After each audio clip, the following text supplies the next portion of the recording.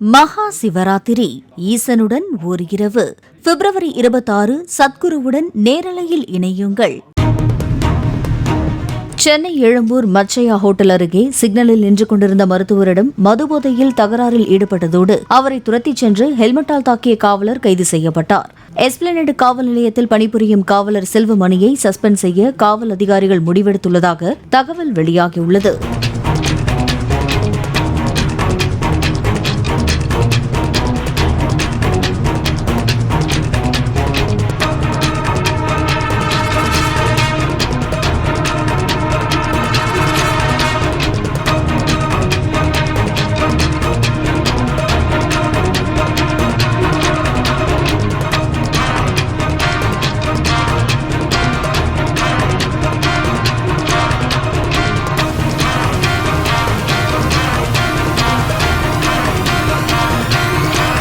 மகா சிவராத்திரி ஈசனுடன் ஓர் இரவு பிப்ரவரி 26 சத்குருவுடன் நேரலையில் இணையுங்கள்.